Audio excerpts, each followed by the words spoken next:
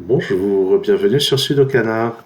Dans cette vidéo, on va regarder le Sudoku classique numéro 6 de ce round 1 du Sudoku Grand Prix 2022, organisé par la WPF, et c'était un round organisé par le Japon. L'auteur de ce problème est Shinichi Aoki, et on peut voir qu'il y a tout un thème qui représente une sorte de moulin à vent, j'ai l'impression. Ce problème rapportait 27 points, c'était le plus cher des sudoku classiques de ce round. Dans mon expérience, il n'était pas si simple que ça pour 27 points. On va voir si j'arrive à faire quelque chose de bien dans cette vidéo. Par exemple, c'est pas très facile de trouver des chiffres déjà placés, mais en regardant les 5 ici, on peut voir qu'il y a un 5 là. Et on en déduit qu'il y a un 5 ici. Et avec les 5 qui sont là, j'en place un là. Je vais en avoir un là ou là. Et le dernier est ici ou là. Et on ne pourra plus rien faire d'autre avec les 5 pour le moment. Le 6 qui est là me condamne ses positions. Donc je vais avoir un 6 ici ou là. Et j'en déduis que j'ai un 6 ici ou là. Dans le même genre, je vais avoir un 7 ici ou là. Et par contre, ça ne me donne pas de restriction très intéressante pour le 7, il me semble. Regardons le 6 et le 7 dans cette colonne. En fait, dans cette colonne, il y a 2, 3, 4, et on ne peut pas avoir 6 et 7 là-dedans. Donc les chiffres à placer sont parmi 1, 5, 8 et 9. Ce qui veut dire qu'ici, je n'ai que 1 et 9 comme candidat, et ici un 5, 8. Le 9 qui n'est pas là-dedans va être dans une de ces deux cases, et j'en déduis que je vais avoir aussi un 9 parmi ces deux cases. Dans cette colonne, il me manque 1, 3, 7 et 9. Ici, je n'ai pas de 3, donc ça va être parmi 1, 7 et 9. Et là-haut, j'ai pas de... Ah ben, j'ai pas de 3 ici non plus. Donc dans la colonne, il est forcément là. Et ça, c'est 1 ou 7. Bon. Intéressant. Et si on regarde ce 3 qu'on vient de placer, avec celui-ci, ça place un 3 là. En bas, je vais en avoir un dans une de ces deux cases. Oups, je me trompe de notation. Un 3 ici ou un 3 là.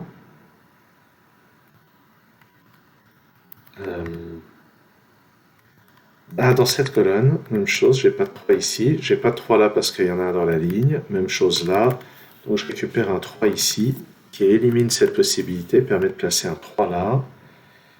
Et si on rebondit horizontalement dans ce bloc, on voit qu'il n'y a plus que cette place qui peut accueillir un 3. Je crois qu'on les a tous. Non, il reste à en placer un là. Ça y est, là on a tous les 3. Cette colonne est déjà bien remplie. Il nous manque 1, 8 et 9. Je vais les noter. Je ne crois pas qu'il y ait de limitation spéciale. Par contre, je vois que les deux, je dois avoir un 2 ici, dans ce bloc. Et j'en déduis que j'ai un 2 dans une de ces deux positions. Dans ce bloc, il reste 3 positions. Ça, je ne vais pas le noter. Est-ce qu'on peut regarder cette ligne? Il lui manque 4 chiffres. 1, 4, 6, 9.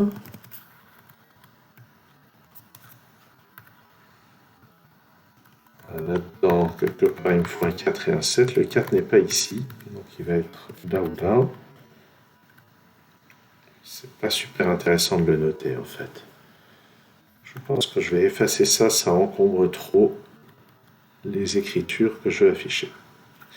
Alors, on peut remarquer que ces 3 cases-là et ces 3 cases-là, ça semble dessiner un début de swordfish.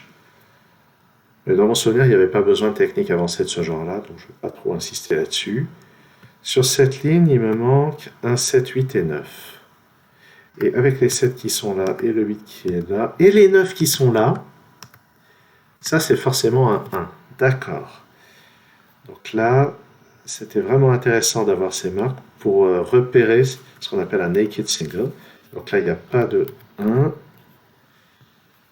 ici, donc ça fait une paire 7 et 9, et ça donne ce 1 qui élimine le 1 de cette case, et le 1 de cette case. Et je note que par conséquent, je vais avoir un 1 par ici, et un 1 par là. 1 par ici, mais je suis pas sûr que ce soit très intéressant de le noter. Allez, je le fais quand même. Ici maintenant, c'est parmi 7, 8 et 9. Ce chiffre, c'est 8 ou 9. Et les deux chiffres manquants ici et là sont un 1 et un 6.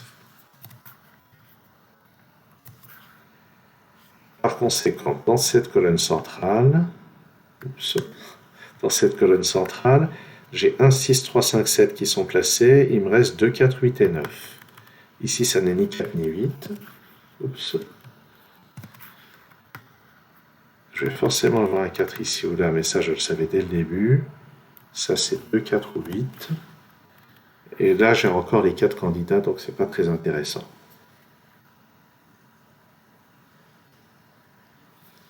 Où est-ce qu'on va regarder maintenant? Dans ce bloc, il me manque 2, 4, 6 et 7. Ici, j'ai déjà un 6 et un 7 dans la colonne, dans la ligne plutôt. 2, 4, 6 et 7. Ici, j'ai l'impression d'avoir encore tous les candidats, donc je ne vais pas les noter. Dans ce bloc, depuis que je sais que j'ai une paire 7 et 9, il me manque 2, 6 et 8. Donc ça, c'est 6 ou 8. Ça, c'est 2 ou 6. Et là, j'ai encore les 3 candidats.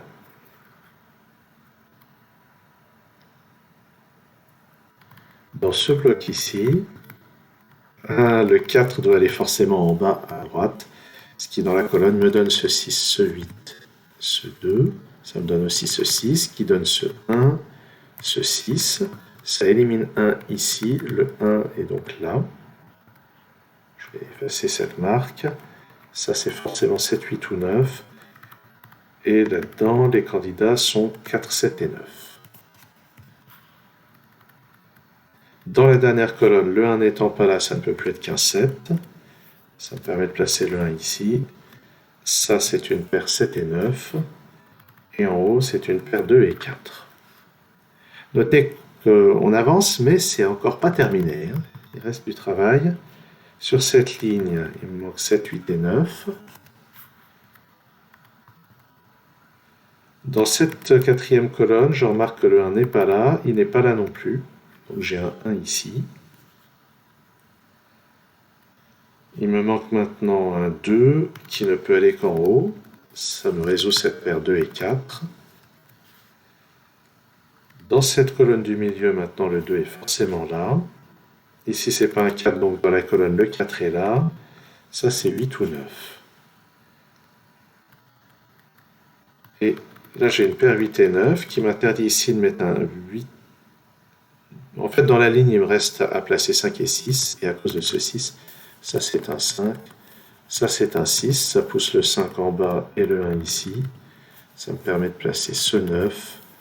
Ce 8, ça c'est un 1, ça c'est un 9, ça c'est un 4, ça c'est un 8. J'essaye pour une fois de faire une résolution sans erreur. Et on voit que dans cette colonne, avec cette paire 7 et 9, c'est un 6 qui manque. Ça me permet de placer un 6 ici. Ça c'est pas un 9. Il me reste à placer 7 et 8 dans la colonne, ça c'est pas un 8. Donc j'ai un 7 là, 8, 9, 7. Pour le moment ça tient. Ça c'est pas un 9, il y en a un dans la colonne, donc c'est un 8. J'élimine le 8 ici. Si on connaît ces raisonnements d'unicité, on sait que ça c'est un 4, mais j'en ai pas besoin. C'est le seul endroit pour mettre 4 dans la colonne, dans la ligne.